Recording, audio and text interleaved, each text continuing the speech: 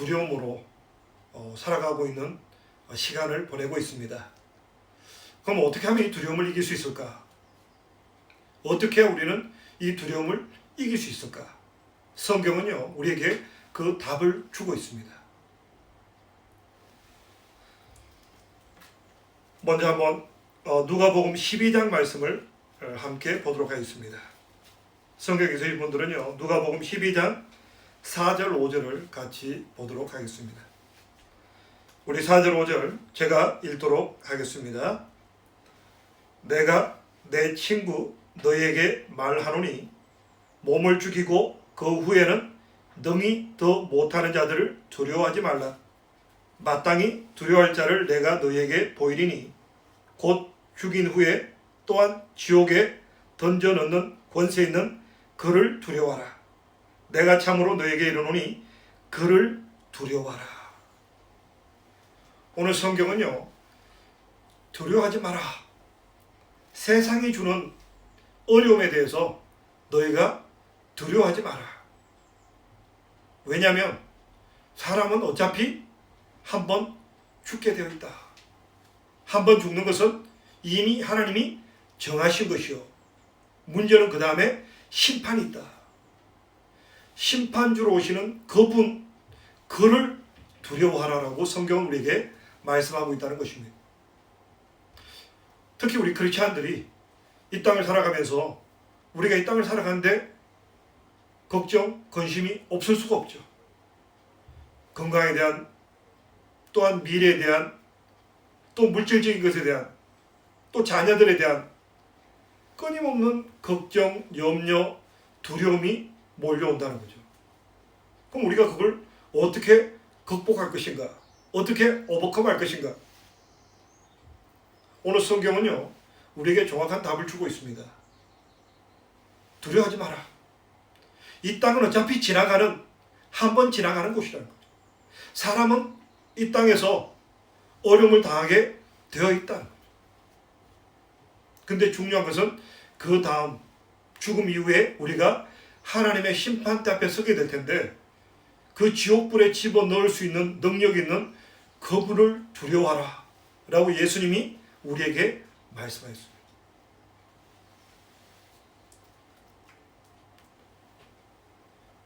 참 우리는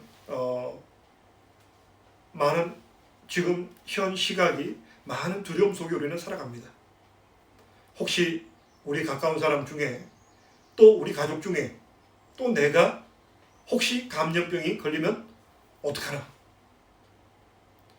또 앞으로 경제가 어떻게 펼쳐질까? 우리 참 두렵고 떨린다는 거예요. 그런데 오늘 성경은요, 거기에 대해서 너희가 두려워하지 마라.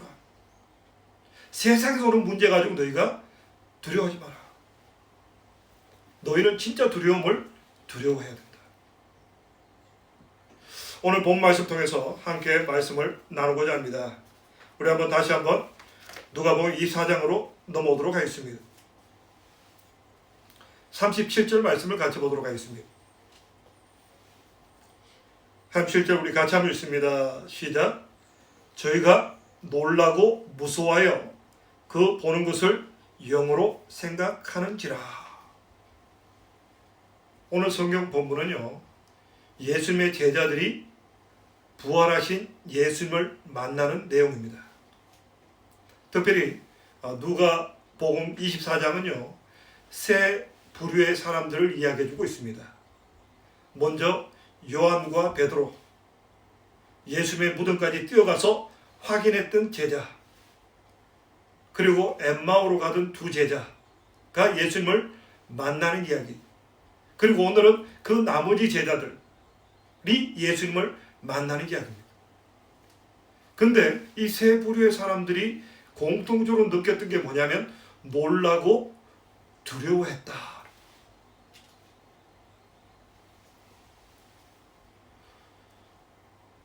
우리가 이 땅을 살아가면서 어떤 죽음, 괴로움, 아픔, 슬픔에 대한 어떤 우리가 놀라고 두려운 사실을 경험합니다.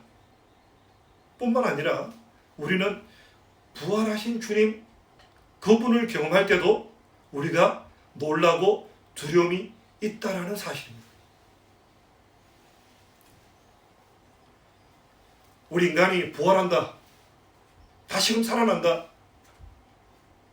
이것은요, 우리 인간의 지식으로 이해할 수 없는 어떤 인간의 어떤 한계를 뛰어넘는 거예요. 죽음 이후의 상황에 대해서 우리는 아무도 자신 있게 확신 있게 이야기할 수 있는 사람이 없다는 거예요. 근데 오늘 성경을 보니까요, 예수님은 분명히 부활하셨습니다. 예수님은 부활하셨는데 그 부활하신 예수를 만나는 제자들의 모습, 놀라고 두려워했다는 거예요. 우리가 이 부활에 대해서 믿음의 확신으로 가는 것이 그렇게 쉬운 것이 아니라는 거예요. 우리가 이 땅을 살아가면서 부활에 대한 확신을 가지고 살아간다? 쉽지 않다는 거예요. 예수님 당시 어땠습니까? 유대인들이 이미 아브라함 이후에 2000년 동안 성경을 배웠고 성경을 가르쳤고 성경대로 살아왔던 그 민족이었습니다. 그리고 예수님이 3년 반 동안 제자들과 함께 공생애를 살아갔고 예수님이 수시로 제자들에게 말씀하십니다. 내가 죽고 고난받고 3일 만에 부활할 것이다. 계속 그렇게 말씀하셨음에도 불구하고 부활하신 예수님이 나타나셨을 때 놀랐다는 거예요. 왜냐하면 이 부활이라는 사건은요, 그렇게 우리가 쉽게 받아들일 수 있는 사건이 아니라는 거예요. 우리가 어려움을 당해서 놀라는 것처럼 부활이라는 사실도 우리가 굉장히 놀라게 되는 사건이라는 거예요. 어떻게 살아계신 하나님이 나와 함께 하시는가? 어떻게 하나님이 내 기도를 들어주시는가? 어떻게 우리에게 영원한 생명이 있다는 이 사실이 그렇게 쉽게 오는 사실은 아니라는 거예요. 우리가 이 땅을 살아가면서 우리의 믿음 생활이 그렇게 우리의 어떤 이성적이고 어떤 우리가 쉽게 받아들일 수 있는 그런 사실이 아니라는 거예요. 그 사실을 뛰어넘는 어떤 신비한 사건이 들어가는 거예요. 그러지 않고는 우리가 죽어서 우리가 살아난다, 어떻게 믿을 수 있겠어요? 예수님이 죽은 자 가운데 살아나셔서 우리도 살아날 거야. 우리가 그걸 어떻게 우리가 믿음으로 고백할 수 있겠냐는 거예요. 인간이 어떻게 알겠어요? 오죽해서 우리 조상님들은 그런 말을 썼어요. 저승에서 저승 가는 것보다는 이 땅에서 차라리 개처럼 살더라도 저승보다는 이 땅이 좋다. 왜냐? 저 땅은 모르는 땅이니까. 저 땅은 무서운 땅이니까. 그냥 이 땅에서 어쨌든 간에 살아야겠다. 그냥 개처럼 살더라도 이 땅에 사는 게 좋다. 이게 우리 조상님들이 아직 복음이 들어오지 못했을 때 우리 조상님들이 했던 말이에요. 지금도 많은 사람들이 죽음 후를 어떻게 알 수 있느냐. 그냥 이 땅에서 그냥 어떻게 하든 수단과 방법을 가리지 말고 이 땅에서 살아남아야겠다. 그냥 먹고 사는 데 집중해서 살아가는 게 그게 많은 사람들의 어떤 살아가는 삶의 방식이라는 거예요. 어떻게 할 수 있을까요? 어떻게 부활이, 나도 영원한 생명이 있고 내가 부활이 있다. 그 부활하신 주님을 내가 이 땅을 살아가면서 경험할 수 있다. 얼마나 쇼킹한 사건이에요. 이 부활절은요, 우리 기독교 여러 가지 어떤 절기 중에 어쩌면 베스트의 절기입니다. 왜냐하면 우리 기독교는요, 부활부터 출발하는 거예요. 우리가 예수를 믿고 나면 예수님이 제일 먼저 하라고 우리에게 명령하신 게 뭐냐면 침례를 받으라고 했습니다. 침례가 뭘 상징합니까? 내가 물에 들어가면서 죽고 장사되고 3일 만에 부활하신 예수님처럼 우리도 다시 살아난다는 거예요. 죽고 살아나는 거 쉽겠습니까? 내가 이 땅을 살아가면서 내가 영원한 생명이 있음을 믿고 살아가는 거 쉬운 일이 아니에요. 이 부활의 사실은요, 굉장히 쇼킹한 거예요. 오죽했으면 3년 반을 따라다니던 제자들조차도 부활하신 예수를 보고도 유령인가 했다. 어떤 영적인 현상이지 진짜 어떤 부활하신 예수님이 진짜 예수님이 죽었다 살아났다는 사실을 그들은 받아들이지 못했어요. 굉장히 무서웠다는 거예요. 뭐냐 저분은. 도대체 이런 현상이 어떤 현상인가? 이게 우리 예수 믿는 사람들에게 주어진 특권이라는 거예요. 우리 예수 믿는 사람들은요, 죽음을 맞이해서 무섭고 놀라는 게 아니라 우리는 이미 이 땅에서 주님을 만나는 놀라고 두려운 일을 우리가 먼저 경험하는 사람들이에요. 우리가 이 땅에서 예수님을 만나는 사건은요, 굉장히 쇼킹한 거예요. 그분이 내 삶에 들어오시고, 그분이 내 삶을 이끌어 가시고, 그분이 내게 말씀하시고, 그분이 내게 영원한 생명이 있다고 말씀해 주시는 이 놀라운 사실, 이게 기독교입니다. 우리 기독교는 여기서 출발하는 거예요. 부활에 대해서 나에게 영원한 생명이 있음을 믿고 확신하면서 우리의 삶은 새롭게 시작되는 거예요. 그렇다면 어떻게 우리는 그런 삶을 살아갈 수 있을까요? 제자들도 두려워하고 놀랐어요. 그리고 의심했어요. 그때 예수님이 하시는 방법이 뭐였을까요? 첫째, 우리 한번 44절 보도록 하겠습니다. 우리 한번 44절 같이 한번 읽도록 하겠습니다. 시작. 또 이르시되 내가 너희와 함께 있을 때 너희에게 말한 바 곧 모세 율법과 선지자의 글과 시편에 나를 가리켜 기록된 모든 것이 이루어져야 하리라 한 말이 이것이라 하시고. 예수님의 부활의 가장 중요한 근거는 뭐냐? 말씀이라는 거죠. 예수님이 부활하셔서 그걸 어떻게 믿을 수 있어? 성경이 그렇게 기록하고 있다. 성경 어느 부분입니까? 오늘 보니까 모세율법, 모세오경이죠. 그리고 선지자의 글 17권의 선지서입니다. 그리고 시편, 시가서, 결국 구약이에요. 구약이 결국 예수님에 대해서 이야기하고 있고 예수님의 부활에 대해서 이야기하고 있다는 거예요. 구약은요, 정확하게 예수 그리스도로 말미암은 영원한 생명, 하나님 나라, 이게 구약의 구도라는 거예요. 이 성경을 근거로 해서 우리는 예수님의 부활을 믿을 수 있는 거예요. 성경은 참 놀라운 사실이에요. 이미 모세를 통해서 하나님이 성막을 만들도록 했습니다. 하나님께 제사 드리는 장소, 지성소, 성소를 만들게 하셨다는 거예요. 유대인들은 일단 만들었어요. 솔로몬 성전을 지을 때 이 성막에 입각해서 성전을 지었습니다. 근데 그들은 몰랐어요. 왜 하나님이 이런 모양으로 만들라고 했을까? 결국 그 성막에 들어가는 모든 재료들이 결국 예수 그리스도 그분을 상징하고 있고, 결국 이 지성소 예수 그리스도를 통한 하나님을 성소와 지성소를 가로막고 있는 이 커튼을 예수님이 찢으심으로 마침내 인간이 하나님과 만날 수 있는 그 새로운 길을 열어주는 그림을 하나님께서 모세를 통해서 보여주십니다. 그래서 예수님께서 십자가에 죽으실 때 성소와 지성소를 가로막고 있던 커튼이 위에서 아래로 찢어지는 사건이 일어났다. 결국 성경은 예수 그리스도를 가르치고 있는 거예요. 선지서를 보면 어떻습니까? 이사야서를 봐도 내가 이제 내 백성들의 눈물을 닦아주고 영원히 그들과 함께 갈 것이다. 영원한 삶에 대해서 이미 말하고 있어요. 어떻게? 메시아를 통해서. 또 시편 22편은 놀라운 말씀입니다. 예수님, 그분이 나의 하나님 어찌하여 나를 버리시나이까.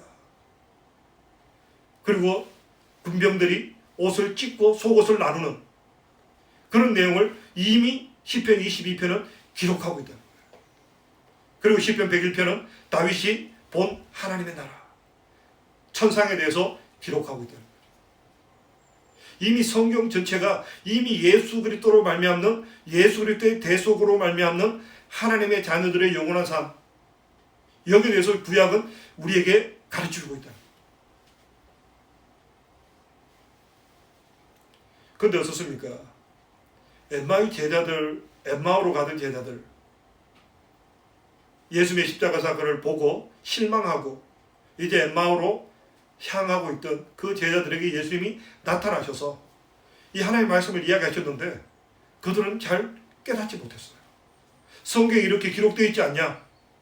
알아요. 우리도 그렇잖아요. 성경에 대해서 우리에게 영생이 있습니다. 오늘 주보에 보니까 우리 주보를 보면 맨 앞편에 그렇게 되어놨습니다. 로마서 6장 23절, 죄의 삭은 사망이요 하나님의 은사는 그리스도 예수 우리 주 안에 있는 영생이니라. 아멘. 우리는 아멘해요. 성경 말씀 우리가 아멘해요. 근데 문제는 뭐냐면 나의 영원한 생명이 있을까? 아멘은 하는데 엠마오의 두 제자처럼 오늘 본문은 어떻습니까? 오늘 이 제자들도요. 우리 한번 41절을 보겠습니다. 41절에 보니까 저희가 너무 기쁨으로 오히려 믿지 못하고 기이 여길 때에 이르시되 여기 무슨 먹을 것이 있느냐 하시니. 예수의 부활을 봤어요. 예수님이 나 한번 만져봐. 만져보고 나를 믿어봐. 예수님 부활하신 주님을 확실히 정확하게 보고 그분과 대화도 했어요. 그럼에도 불구하고 그들이 성경 말씀을 알고 있음에도 불구하고 그들은 너무 기뻤는데 그런데도 믿지 못했다. 왜요? 부활은 그렇게 쉽게 믿을 수 있는 게 아니에요. 부활의 사실은요, 인간의 어떤 지성과 인간의 능력으로는 경험할 수 없는, 이해할 수 없는 사건이 이 부활 사건이기 때문에 우리가 예수를 믿노라, 그리스도 예수 안에 있는 자에게 영생이 있습니다, 아멘 하면서도 와닿지 않아요. 그럼 어떻게 해야 될까요? 우리 한번 45절 말씀 보겠습니다. 45절 우리 한번 같이 읽습니다. 시작. 이에 저희 마음을 열어 성경을 깨닫게 하시고. 주님께서 마음을 열어주셨다. 우리 힘으로 안 되는 거예요. 우리가 성경 말씀을 우리의 이성 가지고는, 이성으로는 결코 넘어갈 수 없는 한계가 있다. 예수님이 열어주셨다. 그럼 우리는 또 예수님이 계셔서 열어주셨는데 우리는 어떻게 하나요? 우리 한번 보도록 하겠습니다. 49절 보겠습니다. 49절 같이 읽습니다. 시작. 볼지어다 내가 내 아버지의 약속하신 것을 너희에게 보내리니 너희는 위로부터 능력을 입힐 때까지 이 성에 유하라 하시니라. 예수님이 염려하지 마. 내가 성령을 보내줄 거야. 성령님이 오시면 성령님께서 우리의 마음을 열어주시고 우리로 하여금 깨닫게 하시고 우리로 하여금 이해하게 하시고 우리로 하여금 알게 해주신다는 거예요. 마침내 오순절날 성령께서 오셔서 기도하고 있는 120명의 성도들에게 하나님의 살아계심을, 예수 그리스도의 주되심을 깨닫게 하시고 믿게 하셨다. 오히려 우리가요 예수님의 제자들보다 더 복된 시대입니다. 왜냐하면 예수님이 그러셨거든요. 제자들에게 예수님 어디 가십니까? 우리와 함께 계속 계실 주시오. 근데 예수님이 뭐라고 말씀하십니까? 내가 가는 것이 오히려 너희에게 유익하다. 왜냐? 내가 가야 성령께서 오시기 때문에. 성령께서 오시면 어떻게 하느냐? 너희 각자 한 사람 한 사람 마음속에 내가 함께 할 거야. 오늘 제 아들에게 예수님 나타나셨는데 아마 한 10명 정도의 어떤 제 아들에게 나타나 있습니다. 10명 정도의 마음을 열어주셔서 믿게 하셨어요. 시간과 공간에 제한을 받으십니다. 근데 지금 시대는 어떻습니까? 성령께서 오심을 통해서 우리가 이 방송을 통해서 또 예배하는 저와 우리 모두가 성령 안에서 우리는 구원에 대한 영생에 대한 확신을 가지게 됩니다. 성령께서 그렇게 만들어 가십니다. 그래서 우리의 신앙의 여정이라는 것은요, 결국은 내 생각을 내려놓고 주님께서 나를 깨닫게 하시고 인도해 가시도록 자꾸 내어 맡기는 거예요. 그게 신앙생활이에요. 그러면 성령께서요, 우리 마음속에 이 말씀을 깨닫게 하시고 믿게 하시고 확신하게 하시는 거예요. 결국 우리가 이 부활의 사건은요, 우리가 그냥 가만히 있는다고 깨달아지는 사실이 아니라는 거예요. 부지런히 말씀을 읽고 연구하고 묵상하고 깨어서 기도할 때 우리는 비로소 예수의 부활 사건이 믿어져지고 내 부활의 사건이 믿어지는 거예요. 우리의 신앙생활은요, 힘써서 내가 말씀과 기도 가운데 노력하는 거예요. 이게 베이직입니다. 이게 훈련되지 않으면, 왜냐하면 우리 삶 속에는요, 내 생각대로 살아왔던 내가 안다고 하는 사실 지식도 사실을 알고 보면 내가 언젠가 누구에게 배운 거예요. 해 안에 새 것이 없어요. 어떤 전래동화, 우리 조상들이 가져왔던 이야기들, 내가 우리 부모님으로부터 알게 모르게 들었던 지식, 학교에서 친구를 통해서 배우는 지식들, 결국 이것이 내 생각의 가치관이에요. 근데 이것이 보면, 사실을 알고 보면 이것이 팩트가 아니라는 거죠. 결국은 성경이 팩트입니다. 성경이 팩트고, 이 팩트를 깨닫게 하시고 우리 마음속에 단순한 이성으로 접근이 아니라 마음과 연결되게 하시고 마음을 뜨겁게 만드시고 우리 골수에까지 이 말씀이 새겨지도록 도우시는 분이 성령님이 하시는 일입니다. 그래서 우리가 이 말씀과 기도를 통해서 이 부활의 주님을 경험하는 거예요. 이게 신앙생활입니다. 신앙생활은요, 내가 머리로 믿고 행하는 거 아니요. 머리로 믿는 게 아니에요. 우리 가슴 속으로 와닿는 거예요. 두렵고 떨리는 거예요. 두렵고 떨리는 것이 이성이 아니죠. 감정이에요. 우리의 이성, 말씀에 대한 이성과 아울러서 이 감성이 합해야 된다. 그리고 다음 단계로 우리는 넘어가야 합니다. 우리 한번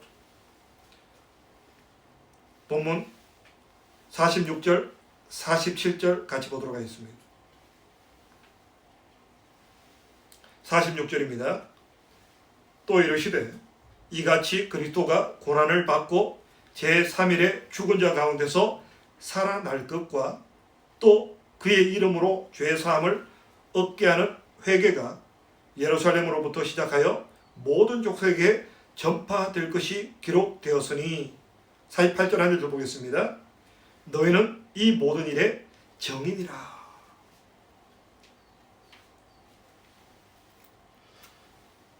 우리가 성경을 아는 어떤 이성, 지성, 그리고 우리가 두렵고 놀람으로 발견하게 되는 감성, 여기로 머무는 것이 아니라 우리가 이 복음을 전하는 정인된 삶까지 나가야 한다. 예수님 말씀하셨죠. 땅까지 이 복음을 전파해라. 볼지어다 내가 세상 끝날까지 너희와 항상 함께 하리라. 그 부활의 주님 한번 부활하시고 끝난 것이 아니에요. 부활하심으로 말미암아 우리 삶 가운데 들어오셔서 우리와 함께 하시는 거예요. 이게 부활이에요. 주님이 한번 살아나셨다? 아니요. 한번 살아나실 뿐만 아니라 그분은 영원히 우리와 함께 하시는 거예요. 근데 그분을 확정하고 살아가려면 어떻게 돼야 되냐? 정인된 삶을 살아가야 된다. 우리가 정인된 삶을 살아간다는 것이요, 어쩌면 우리가 받아들일 때 좀 힘들겠다. 정인된 삶을 살아가는 것이 보면 우리가 주님의 교회, 결국 정인된다는 것은 우리가 교회를 세우는 거예요. 주님의 교회를 섬기고 뿐만 아니라 또 복음이 없는 곳에, 주님을 알지 못하는 곳에 가서 교회를 세우는 것. 어떤 선교, 이게 어떤 하나님 나라를 확장하는 거죠. 이 일에 우리가 정인이 되는 거죠. 어렵겠다. 우리가 예수를 믿긴 믿되 내가 기도하고 말씀 보는 건 좋은데 교회 가서 봉사하고 또 선교를 위해서 수고하는 거 어려울 수 있겠다. 근데 우리가요, 좀 오늘 제가 여러분들에게 좀 다른 각도를 좀 말씀드리고 싶습니다. 자, 인간이 어떻게 살아갈까요?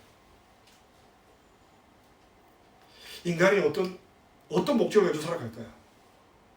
한번 주변을 돌아보시면 많은 사람들이 어떻게 살아갑니까? 전에도 말씀드린 대로요, 인간이 살아가는 거나 짐승들이 살아가는 게 별로 차이가 없어요. 짐승들은 살아가는 게 딱 두 가지라고 그랬죠. 짐승들은 가장 첫 번째 욕구는 먹는 거예요. 짐승들은 자기가 잡아먹지 않으면 자기가 죽기 때문에 먹는 것이 중요해요. 그 두 번째는 뭡니까? 종족 보존이에요. 어떤 짝짓기를 후손들을 남기는 거예요. 이게 어떤 동물들이 가지고 있는 기본적인 욕구입니다. 동물들은 그렇게 살아가는 거예요. 동물의 왕국을 보면 모든 동물들이 공통적인 거예요. 결국 먹는 거, 그 다음 짝짓기 하는 거. 그게 동물이 살아가는 이유, 그거예요. 근데 사람은 어떻습니까? 예수 그리스도가 이 땅에 오시기 전에 인간들이 살아왔던 삶이 짐승들과 별로 다르지 않다는 거예요. 먹고 사는 문제, 그 다음에 후손을 남기기 위해서 짝짓기 하는 거. 이게 어떤 인간이 누리는, 인간의 어떤 삶의 중요한 목적이고 목표였다는 거예요. 근데 예수님 부활하심으로 말미암아 우리에게는 새로운 삶의 방향을 하나님이 우리에게 제시하셨다는 거예요. 너희는 이제 먹고 사는 것 때문에 이 땅을 살아가선 안 돼 하는 거예요. 왜? 너희는 나의 사랑하는 자녀이기 때문에. 하나님의 자녀들은, 하나님의 형상을 입은 우리 인간들은 그렇게 살아서 안 돼. 이 하나님 자녀들은 하나님이 우리에게 영생을 주셨고, 이 영생에 대한 믿음을 가지게 된 우리들이 살아가는 삶의 방식은 뭐냐? 그의 나라를 위해서 살아가는 거예요. 목표가 먹고 사는 게 목적이 아니라는 거예요. 우리가 하나님의 교회를 세우고 하나님의 나라를 확장하는, 이것이 우리 하나님의 자녀들이 삶을 살아가는 새로운 패러다임이라는 거예요. 그냥 먹고 마시고 짝짓기 하고 이걸로 인생이 끝나는 게 아니라는 거예요. 그건 짐승들도 똑같이 그렇게 살아가는 삶이라는 거죠. 아담과 하나님의 관계가 끊어지고 나서, 이 땅에 저주가 오고 나서 결국 하나님의 관계가 끊어지고 나서 인간에게 주어진 게 결국 육신밖에, 흙으로 만들어진 육신밖에 남은 게 없고, 흙으로 된 인간이 영적인 관계가 끊어지고 나서 결국 살아가는 삶의 방식이 다른 흙으로 만들어진 짐승들처럼 그렇게 살아왔던 거예요. 근데 예수님 부활하심으로 말미암아 이제 우리가 영원한 생명을 가지게 될 뿐만 아니라 이제 우리가 이 땅에 살아가는 목적이 바뀌었다. 우리가 이 땅에 살아가는 목적이 뭡니까? 우리 자녀가 잘 되는 거, 우리 자녀가 부자 되고, 우리 자녀가 좋은 직업을 가지게 되고 좋은 배우자를 만나는 거, 좀 더 우리가 노후에 좀 편안하고 안락하게 살아가는 거, 그게 목적입니까? 그것은요, 짐승들과 똑같은 수준이라는 거예요. 제 말이 좀 격해 보이지만 이게 어떤 성경적인 잣대로 보는 정확한 표대입니다. 결국 우리는 그렇게 살아가면 결국 짐승과 별로 다를 게 없다는 거죠. 짐승들이 다른 짐승 잡아먹고 내가 살기 위해서 약한 짐승 잡아먹고 짝짓기를 하기 위해서 피 흘리는 투쟁을 하고, 우리 인간의 삶이 뭐가 다르냐는 거죠. 부활하신 주님께서 우리에게 영원한 생명이 있음을 알려주셨을 뿐만 아니라 우리가 어떻게 살아가야 되는지, 이제 부활하신 주님을 만난 우리들이 어떻게 살아가야 되는지를 우리에게 보여주신 것이 정인된 삶을 살아가라는 거예요. 이제는 너희가 하나님의 나라라는 거룩한 목적을 위해서 살아가라는 거죠. 그냥 먹고 마시기 위해서 살아왔던 지금까지 어떤 인류가 먹고 마시는 문제, 어떤 죽음 앞에 두려움을 떠는 그런 인생이 아니라 영원한 생명을 가진 자로서 이제 이 땅을 살아가면서 거룩한 목적을 가지고 살아가는 인생, 그게 하나님께서 우리에게 주신 부활절의 선물이라는 거죠. 이제 우리는 삶의 목적과 방향이 달라져야 합니다. 우리는 단순히 먹고 살기 위해서 사는 존재가 아니라는 거죠. 그럼 먹고 사는 문제 중요한데 어떡하란 말이냐? 에이, 목사님이니까 그런 말씀하셨죠. 이 땅을 살아가는데 먹고 사는 문제가 얼마나 중요한데요? 저도 잘 알고 있고요. 예수님께서도 잘 아셨어요. 예수님께서도요, 사람이 떡으로만 사는 것이 아니다라고 하셨어요. 떡이 필요 없다가 아니라 떡으로만 사는 게 아니라는 거죠. 그리고 예수님 말씀하셨습니다. 무엇을 입을까, 무엇을 마실까? 그런 것은 염려하지 마라. 그런 일들에 대해서는 이방인들이나 걱정하는 것이지. 굉장히 예수님은 부드러운 표현을 주셨어요. 이방인. 근데 그 당시 청중, 예수님의 설교를 듣고 있는 청중들은 유대인들이었습니다. 유대인들이 생각하는 이방인은 어떤 모습이었을까요? 이 유대인들은요, 듣고 있는 청중인 이 유대인들은 이방인들은 짐승만 또 못하다라고 생각하고 있었어요. 그러니까 결국 연결시키면 예수님께서도요, 무엇을 입을까, 무엇을 먹을까, 무엇을 마실까, 그런 것들은 짐승들이나 생각하는 것이다. 그럼 하나님 사람도 어떻게 살아야 됩니까? 너희는 먼저 그의 나라와 그의 의를 구하라. 하나님의 나라, 복음을 전하는, 너희가 삶을 살아가고 숨을 쉬고 음식을 먹는 삶의 전체 목적이 예수 그리스도를 전하는 그 목적인 삶으로 바뀌라는 거죠. 눈을 뜨면 우리가 뭘 걱정해야 됩니까? 하나님 나라가 온 땅에 편만하게 하여 주시옵소서. 세상 모든 사람들이 하나님을 알게 하여 주시옵소서. 세상 모든 민족이 하나님 앞에 순종하는 자가 되게 하여 주시옵소서. 우리가 살고 있는 이 영국 땅이 변화되어서 하나님 앞에 굴복하는 삶 살게 하시옵소서. 우리 조국 대한민국이 하나님 앞에 더욱더 귀히 쓰임받는 나라가 되게 하시옵소서. 우리 조국 대한민국을 통해서 땅까지 주의 복음이 전파되게 하여 주시옵소서. 왜요? 우리 삶의 우선순위가 하나님의 나라이기 때문에. 그 다음 성경 구절은 우리에게 뭘 말합니까? 그리하면 이 모든 것을, 우리가 인생에 있어서 필요하고 중요하다고 생각하는 이 모든 것들, 자녀 문제, 물질 문제, 건강 문제, 내가 책임져 주겠다. 이게 믿음 생활입니다. 이게 부활신앙이에요. 부활신앙은요, 끝까지 가는 거예요. 우리는 지금까지 보면 우리 한국교회가 예수를 믿음으로 말미암아 내가 구원받고 영생을 얻었다, 여기서 멈췄어요. 근데 우리 한국교회는요, 이제 우리 크리스찬들은 21세기를 살아가는 우리들은요, 다음 신앙까지 넘어가야 됩니다. 주님의 증인되는 삶, 이것이 하나님께서 우리에게 주신 어마어마한 특권이라는 거예요. 증인되는 삶이 해도 되고 안 되는 게 아니라, 안 해도 되는 게 아니라는 거죠. 21세기를 살아가는 데 있어서 가장 중요한 내용이라는 거죠.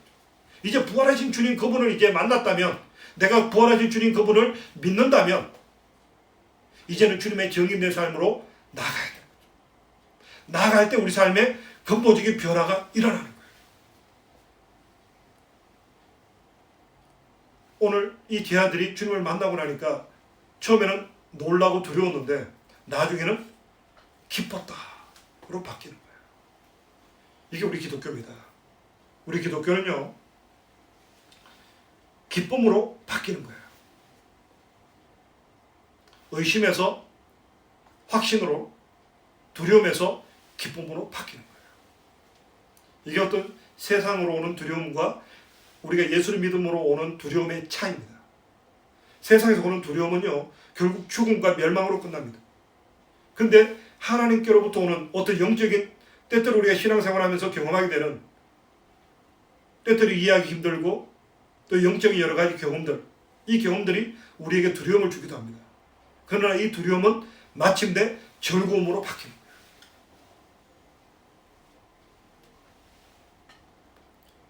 시편 23편에 다윗이 그렇게 말합니다.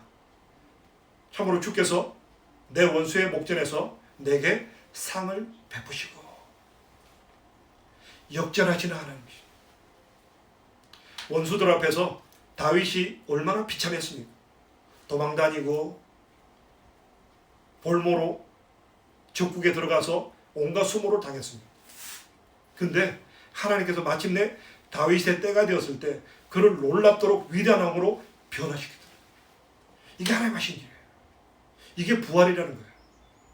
예수님께서 조롱을 당하시고 채찍을 맞으시고 죽으신 것 같지만, 실패한 것 같지만 예수님은 부활하셨다.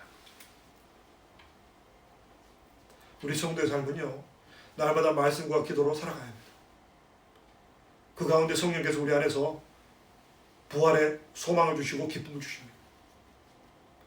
그리고 우리는 세 번째, 의지적인 단계가 필요합니다. 지적인 단계, 의지적인 어떤 감정적인 단계, 그 다음에 의지적인 단계로 들어갑니다. 머리로 내가 성경을 알고 성령께서 내 마음에 두려움을 주셨지만 그 두려움이 기쁨으로 바뀌게 하셨는데 이 감정은 오래가지 못합니다. 결국은 주님과 동행하는 삶이라는 것은요, 우리 의지를 통해서 주님과 함께 가는 거예요. 우리 의지가 뭡니까? 이제는 내가 살아가는 삶의 목적이 지금까지와는 달라져야 한다는 거죠. 하나님의 나라, 주님의 정인되는 삶, 내가 만난 예수 그리스도를 전하고 그 예수 그리스도를 전하기 위해서 내 삶이 바뀌는 거예요. 예수님 말씀하셨죠. 너희 착한 행실을 통해서 세상 사람들이 하나님께 영광을 돌리게 하라. 우리의 삶의 목적이 바뀌어야 됩니다. 때때로 내가 기분 나쁠 수 있어요.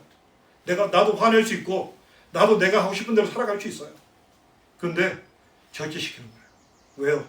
주의 복음을 전하는데 방해될까 봐. 말도 조심하고 행동도 조심하고. 이게 정인된 삶이에요. 우리가 주님의 정인된 삶을 살아간다는 게요, 꼭 주일날 교회 와서 아니면 복음 전도할 때만 해당되는 게 아니라는 거죠.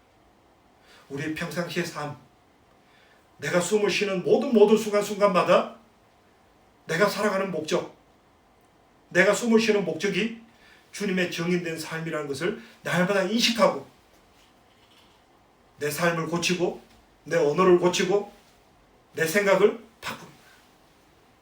이게 주님의 정인되는 삶이에요. 그때 부활의 주님께서 우리와 영원히 함께 하시는 축복의 삶을 살아가는 거예요. 이게 하나님께서 우리에게 예배하신 아름다운 축복의 삶입니다. 이게 부활절을 통해서 우리가 경험하게 되는, 다시금 우리가 리마인드해야 되는 하나님께서 우리에게 주시는 메시지라는 겁니다. 부활주를 맞은 우리 윈블다는 교회에 속한 우리 모든 성도님들이 참으로 이 마지막 때 참으로 하나님의 영광을 위해서, 하나님의 나라를 위해서, 이제 삶의 목적이 더 이상 먹고 사는 문제가 아니라 죽을까 두려움에 떠는 어리석음이 아니라 말씀과 기도 가운데 영생에 대해서 확신하고 내가 숨을 쉬는 목적이, 내가 삶을 살아가는 목적이 하나님의 나라, 예수 그리스도를 전하는 예수 그리스도를 위해서, 주님의 교회를 위해서, 땅까지 복음을 전하는 이 일을 위해서 내 삶의 전체가 하나님께 산 제물이 되는 이 일을 위해서 살아가는 저와 우리 모두가 되기를, 그래야 날마다 하나님 주시는 기쁨과 찬양이 넘쳐나는 저와 우리 모두가 되기를 간절히 축원합니다. 우리 같이 한번 이 시간에 좀 기도했으면 좋겠습니다.